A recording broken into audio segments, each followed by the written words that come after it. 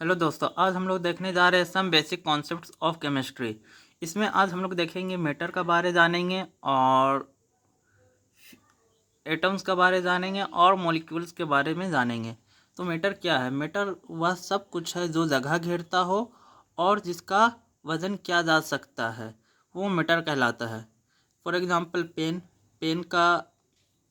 एक जगह घेरता है और उसका अपना वजन है, मास है, तो उसको हम लोग बोलेंगे कि पेन एक मैटर है या पेन एक पदार्थ है।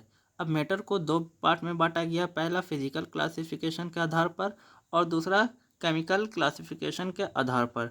फिजिकल क्लासिफिकेशन में सॉलिड, लिक्विड, गैस और केमिकल क्लासिफिकेशन में प्योर सब्सटेंस एक है और दूसरा है मिक्सचर।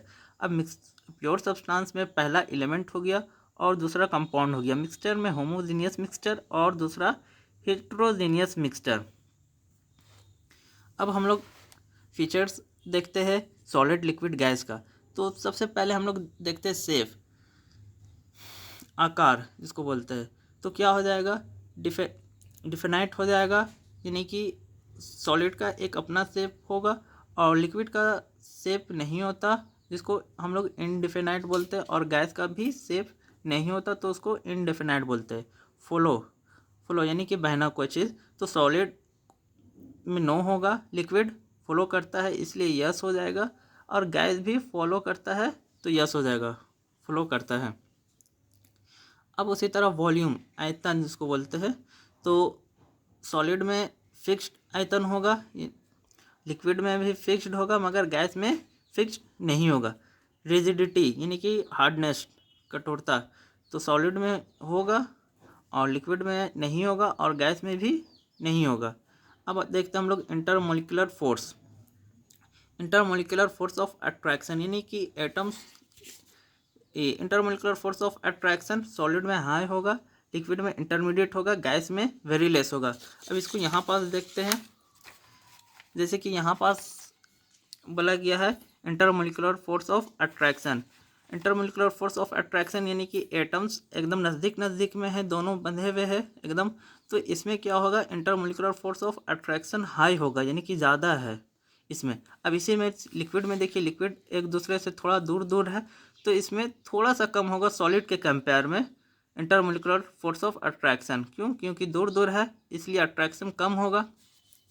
गैस है, गैस में भी दूर दूर में है, तो इसका सबसे कम इंटरमोलिकुलर फोर्स ऑफ अट्रैक्शन होगा। अब देखते हैं intermolecular force, intermolecular space. Solid में स्पेस कम है तो वेरी लेस होगा इंटरमोलिकुलर स्पेस। लिक्विड में स्पेस थोड़ा ज़्यादा है सॉलिड का कंपेयर, तो इसका इंटरमोलिकुलर स्पेस भी इंटरमीडिएट होगा। और गैस का सबसे ज़्यादा स्पेस है तो सबसे ज़्यादा इंटरमोलिकुलर फोर्स, इंटरमोलिकुलर स्पेस होगा। तो यहाँ पास देखिए फोर्स ऑफ अट्रैक्शन हाई होगा, क्योंकि सॉलिड का जो एटम से नज़दीक नज़दीक रहता है इसलिए हाई होगा फोर्स ऑफ अट्रैक्शन। लिक्विड का इंटरमीडिएट होगा और गैस का इंटरमोलिकुलर फोर्स ऑफ अट्रैक्शन बहुत कम होगा। क्यों होगा? क्योंकि इसका एटम्स बहुत दूर दूर रहते हैं। अब हम लोग देखते हैं इंटरमोलिकुलर स्पेस। इंटरमोलिकुलर स्पेस में वेरी लेस यानी कि सबसे कम होगा सॉलिड में। इंटरमोलिकुलर स्पेस सबसे कम होगा, देखिए स्पेस इसमें सबसे कम है तो इंटरमोलिकुलर स्पेस सबसे कम होगा। उसी तरह लिक्विड में इंटरमीडिएट और गैस में क्या होगा? एक दूसरे से बहुत दूर होगा, यानी कि इसमें होगा इंटरमोलिकुलर स्पेस हाई होगा, इसमें इंटरमोलिकुलर स्पेस इंटरमीडिएट होगा। ठीक है। अब हम लोग देखते हैं सॉलिड। अब सॉलिड को अगर हम लोग हीट करेंगे तो क्या होगा? सॉलिड से मेल्ट करेंगे तो लिक्विड बनेगा, और लिक्विड को फिर से अगर हम लोग वेपोराइजेशन करेंगे तो गैस में कन्वर्ट हो जाएगा।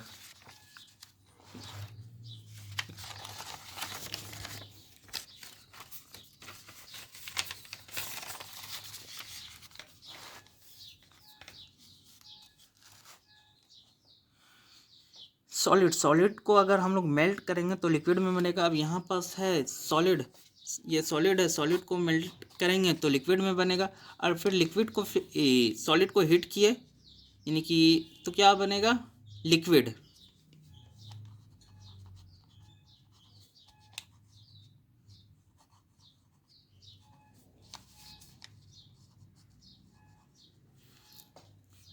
सॉलिड को हम लोग क्या करेंगे, सॉलिड को लिक्विड बनाने के लिए किस में जाएगा, मेल्टिंग होगा। उसका बाद फिर अगर हम लोग और हीट करेंगे तो वेपोरेशन करना होगा, तो फिर गैस में कन्वर्ट हो जाएगा। अब जो गैस है कंडेंसेशन होगा तो लिक्विड बनेगा, और लिक्विड को फिर अगर हम लोग फ्रीजिंग कर देंगे, जमा देंगे, तो फिर वो सॉलिड बन जाएगा। अगर अगर हम लोग को अगर सॉलिड से गैस बनाना हो तो सब्लिमेशन होगा, और गैस से अगर सॉलिड बनाना हो तो हम लोग को क्या करना पड़ेगा, डिपोजिशन। यानी कि गैस का डिपोजिशन करेंगे तो हम लोग क्या हो जाएगा, सॉलिड। और सॉलिड को अगर हम लोग को गैस बनाना है तो सब्लिमेशन करना होगा। सॉलिड है, सॉलिड का टेम्परेचर हाई करेंगे तो क्या बन जाएगा, लिक्विड। यानी कि मेल्ट होगा, उसके बाद लिक्विड बन जाएगा। और गैस और टेम्परेचर हाई करेंगे तो वेपर बन के गैस में बन जाएगा। अब गैस को अगर हम लोग क्या करेंगे, कंडेंशन करेंगे तो क्या हो जाएगा, लिक्विड में कन्वर्ट हो जाएगा। और अगर फ्रीजिंग कर देंगे, लिक्विड को फ्रीज में डाल देंगे तो क्या हो जाएगा, वो लिक्विड सॉलिड में कन्वर्ट हो जाएगा। और सॉलिड से गैस में जाने के लिए सब्लिमेशन, और गैस से सॉलिड में जाने के लिए डिपोजिशन।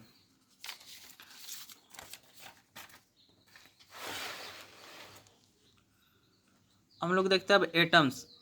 एटम किसी मैटर का सबसे छोटा यूनिट, या जिसको कण बोलते हैं, उसको मैटर कहते हैं। किसी मैटर का सबसे छोटा यूनिट को मैटर कहते हैं। फॉर एग्जांपल सोडियम, यानी कि किसी पदार्थ का सबसे छोटा कण क्या कहलाता है, एटम कहलाता है। सोडियम हो गया, पोटेशियम हो गया, हाइड्रोजन हो गया, नाइट्रोजन हो गया, नियोन हो गया, कार्बन हो गया, ऑक्सीजन हो गया। अब देखते हैं हम लोग मॉलिक्यूल्स। एक से ज़्यादा एटम्स मिलकर मॉलिक्यूल्स बनाते हैं, यानी कि एक से ज़्यादा एटम्स रहा तो उसको मॉलिक्यूल्स बोलेंगे। For example S8P4CO2O2C6H12O6H2SO4। अब मॉलिक्यूल्स भी दो टाइप्स का होता है। पहला होता है एक होमो एटॉमिक मॉलिक्यूल्स, और दूसरा होता है हेट्रो एटॉमिक मॉलिक्यूल्स। होमो एटॉमिक मॉलिक्यूल्स किसे कहते हैं, जो सेम टाइप के एटम्स से मिलकर बना होता है, उसे होमो एटॉमिक मॉलिक्यूल्स कहते हैं। For example O2S8P4N2। Hetero atomic molecules किसे कहते हैं, जो अलग अलग एटम्स यानी डिफरेंट टाइप्स के एटम्स से मिलकर एलिमेंट्स बनाते हैं, उसे हेट्रो एटॉमिक मॉलिक्यूल्स कहते हैं। For example carbon dioxide, H2O, C6H12O6। तो इसको हम लोग हेट्रो एटॉमिक मॉलिक्यूल्स कहते हैं। हेट्रो एटॉमिक मॉलिक्यूल्स को ही कंपाउंड कहते हैं। ठीक है, आज इतने ही रखते हैं। Thank you.